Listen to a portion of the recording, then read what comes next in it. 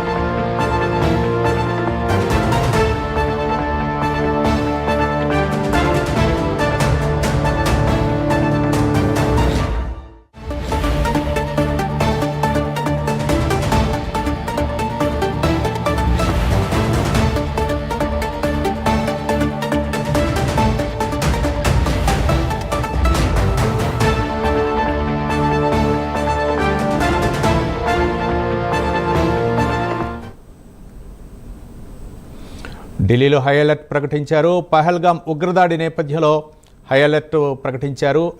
దీంతో ఇంటెలిజెన్స్ అధికారులతో ఢిల్లీ పోలీసులు టచ్లో ఉంటూ సమీక్షిస్తున్నారు. మరోవైపు భారత్ పాక్ సరిహద్దులో పెద్ద ఎత్తున సైన్యం మోహరించింది. పర్యాటక ప్రాంతాల్లో భద్రతను పెంచారు. అలాగే యుద్ధ భయంతో పాకిస్తాన్ అప్రమత్తమైంది. త్రివిధ దళాలను పాకిస్తాన్ అప్రమత్తం చేసింది. గగనతలంలో వాయుసేన, సముద్రంలో నేవీ కసరత్తులు చేపట్టారు. దీనిపై పూర్తి సమాచారం మా నేషనల్ బ్యూరో చీఫ్ కళ అందిస్తారు. కళ, రవి, దాదాపు మనకు పెహల్గాంకు సంబంధించినటువంటి ఇప్పుడు మనం స్పాట్లో ఉన్నాము. దాదాపు ఇక్కడ మనకు బైసరన్ లోయ, తర్వాత మనకు పెహల్గాంకు సంబంధించినటువంటిది ప్రైమ్ లైన్ మార్నింగ్ నుంచి కూడా ఎక్స్క్లూజివ్గా అందించడం జరిగింది. ఇప్పుడు ఏదైతే పెహల్గాంకు సంబంధించినటువంటి మనం కొద్దిసేపటి క్రితమే ఒక బ్రేకింగ్ న్యూస్ అని చెప్పుకోవచ్చు. ఏదైతే బార్డర్లో పాకిస్తాన్కి సంబంధించినటువంటి బార్డర్లో నిన్నటి నుంచి కూడా అక్కడ ఉన్నటువంటి గ్రామాలు, అంటే దాదాపు మనకి బార్డర్కి ఉన్నటువంటి కొన్ని గ్రామాలను అన్నిటిని కూడా ఖాళీ చేస్తున్నారు అన్నటువంటి ఒక ముఖ్యమైనటువంటి విషయాన్ని ఇక్కడ చెప్పొచ్చు. అయితే దీనికి సంబంధించినటువంటి వరకు ఏదైతే వాళ్ళకు ముందుగా ఏదైతే యుద్ధానికి సంబంధించినటువంటి సైరన్ మోగేటటువంటి సన్నివేశానికి కూడా దీనికి సంబంధించినటువంటి రిహార్సల్స్ కూడా దీనికి వాళ్ళకు ఇస్తున్నట్లు కూడా సమాచారం అందుతుంది. నిన్న దాదాపు పాక్ ఆర్మీకి సంబంధించినటువంటి చీఫ్ కూడా ప్రత్యేకంగా ఈ ప్రాంతాల్లో పర్యటించడము, అక్కడ ఉన్నటువంటి పరిస్థితులపై కూడా ఒక అవగాహనకు వచ్చినట్లు తెలుస్తుంది.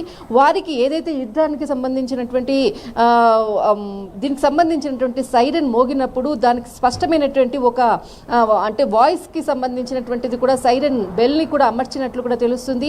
ఎప్పుడైతే ఆ సైరన్ మోగినప్పుడు ఇక్కడ ఉండేటటువంటి గ్రామాల్లో ఉండేటటువంటి పబ్లిక్ అంతా కూడా ఖాళీ చేసేసేసి బంకర్లోకి వెళ్ళే విధంగా కూడా వాళ్ళకి శిక్షణ కూడా, వాళ్ళు ఏ విధంగా తప్పించుకోవాలన్నటువంటి శిక్షణ కూడా ఇస్తున్నటువంటిది పాకిస్తాను అంటే కయ్యానికి కాలు దువ్వుతున్నటువంటి పరిస్థితి అని చెప్పవచ్చు.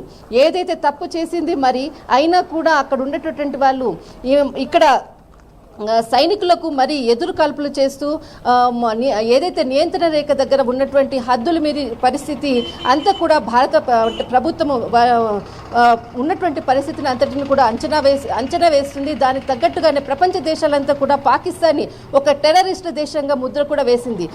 దానికి సంబంధించినటువంటి వరకు ప్రభుత్వం ఏదైతే ఇప్పటికే దాదాపు 2 రోజుల క్రితం జరిగినటువంటి ఏదైతే సమావేశం ఉందో పూర్తి స్వేచ్ఛని కూడా ఒకవైపు ప్రధాని నరేంద్ర మోడీ గారు ఇవ్వడం జరిగింది. ఖచ్చితంగా దీనికి బదులు ఉంటుంది అన్నది మాత్రం ఖచ్చితంగా ఇక్కడ ఉన్నటువంటి ప్రతి భారతీయుడు కూడా కోరుతున్నారు. కానీ సమయము, ప్లేస్, టైము ఇదంతా కూడా మొత్తం పూర్తి స్వేచ్ఛని ఇవ్వడం జరిగింది.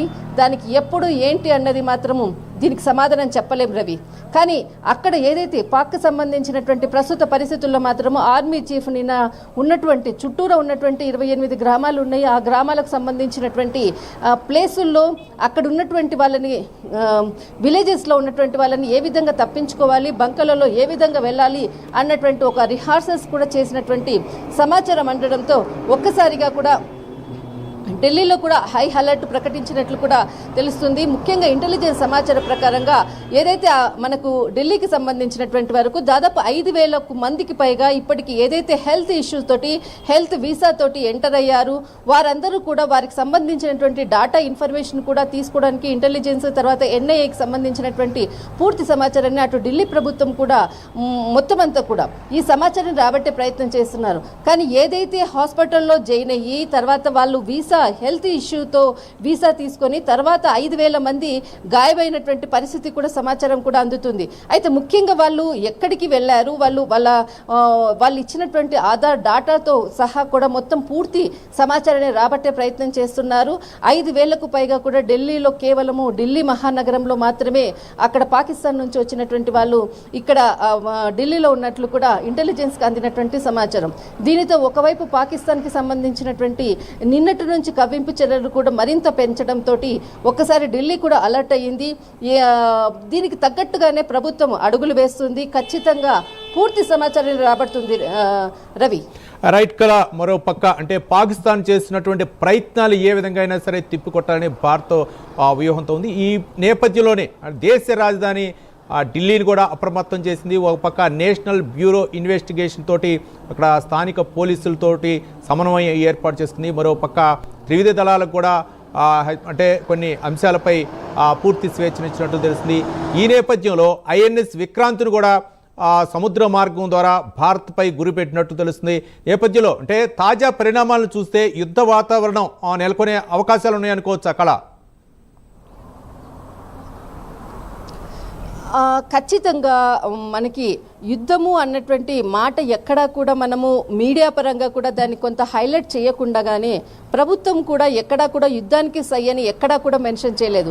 కానీ ఒకటే మాట ప్రధాని నరేంద్ర మోడీ గారు చెప్పినటువంటిది, సైనికుల మీద నాకు నమ్మకం ఉంది, సైన్యం అడుగులు వేస్తుంది, వారికి పూర్తి స్వేచ్ఛనిచ్చాను, సమయము ప్రదేశము అదంతా కూడా మీరు ఎంచుకునండి అన్నటువంటిది ఇచ్చారు. కానీ యుద్ధానికి మీరు సిద్ధం కండి అన్నటువంటి వర్డ్ ఎక్కడా కూడా ప్రధాని సమావేశంలో కూడా చెప్పడం జరిగింది రవి.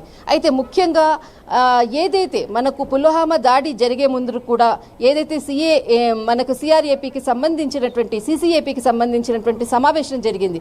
అప్పుడు కూడా మనం దాడి చేస్తున్నాము ఏదైతే పాకిస్తాన్కి సంబంధించినటువంటిది అన్నది కూడా ఎక్కడా కూడా మెన్షన్ చేయలేదు. అదే సంఘటన సేమ్ అలాంటి సమావేశం మాత్రం జరిగింది, సైన్యానికి పూర్తి స్వేచ్ఛనిచ్చింది. బట్ దానికి తగ్గట్టుగా ఖచ్చితంగా బదిలిస్తాము అన్నటువంటి ఆర్ఎస్ఎస్ చీఫ్ మోహన్ భగవత్ చేసినటువంటి వ్యాఖ్యలు అనుకోవచ్చు, నిన్న ఏదైతే కేంద్ర హోంశాఖ మంత్రి చేసినటువంటి వ్యాఖ్యలు అనుకోవచ్చు. దీనికి అంటే భారత గడ్డను రక్షించేది నరేంద్ర మోడీ గారు, పాకిస్తాన్కి ఖచ్చితంగా బుద్ధి చెప్తారు.